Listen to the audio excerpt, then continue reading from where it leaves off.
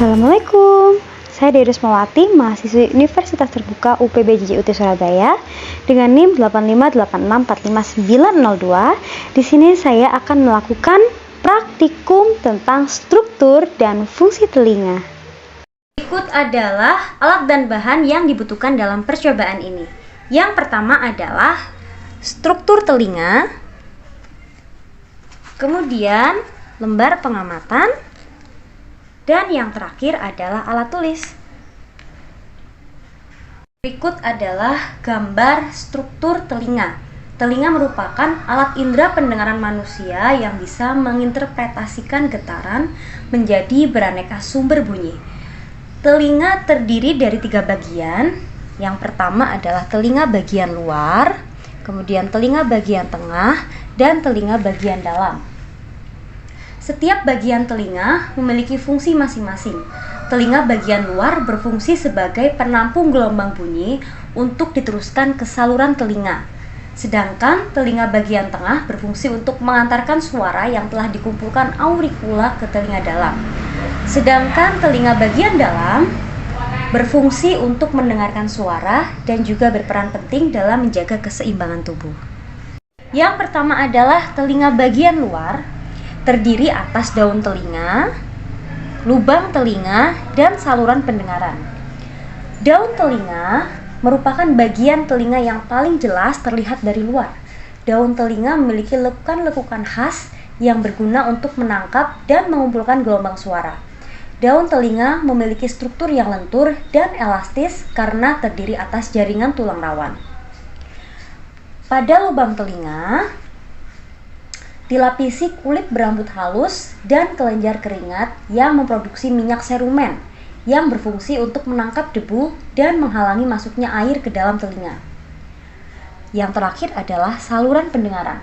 Saluran ini berfungsi sebagai jalan masuknya suara menuju ke gendang telinga.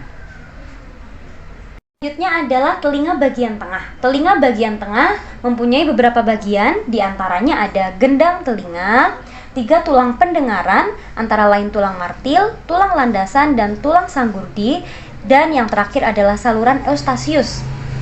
Gendang telinga merupakan selaput tipis yang sangat peka terhadap suara.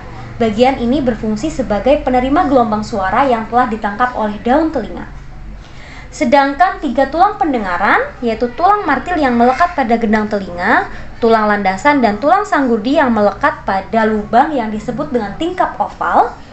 Ketiga tulang pendengaran tersebut berfungsi untuk menangkap getaran dari gendang telinga dan meneruskannya ke tingkap oval. Dimulai dari tulang martil, dilanjutkan ke tulang landasan, dan yang terakhir adalah ke tulang sanggurdi. Sedangkan saluran eustasius berfungsi untuk memasukkan udara ke telinga bagian tengah dan menjadikan tekanan udara di gendang telinga sama dengan tekanan udara luar. Selanjutnya adalah telinga bagian dalam. Telinga bagian dalam ini terdiri atas beberapa bagian.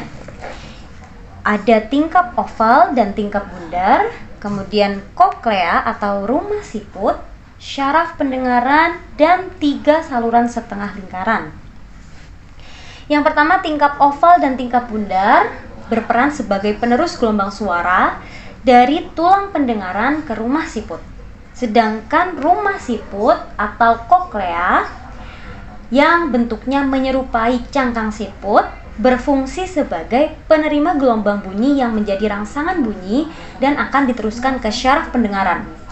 Syaraf pendengaran berfungsi sebagai penerima rangsangan suara dari koklea menuju ke syaraf otak.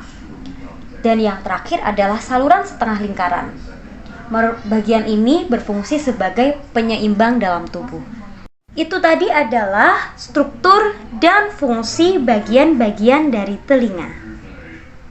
Berikut adalah tabel hasil pengamatannya. Kesimpulannya adalah struktur telinga terdiri atas 3 bagian, yaitu telinga bagian luar, tengah, dan dalam. Tiap-tiap bagian telinga memiliki fungsi masing-masing. Telinga bagian luar berfungsi sebagai penampung dan pengirim getaran suara ke telinga bagian tengah. Telinga bagian tengah berfungsi untuk menjaga keseimbangan tekanan udara luar dan dalam pada telinga, serta meneruskan getaran ke telinga bagian dalam. Sedangkan telinga bagian dalam berfungsi untuk mentransmisikan getaran ke otak sehingga diterjemahkan menjadi bunyi. Sekian dulu percobaan kali ini, sekian dan terima kasih.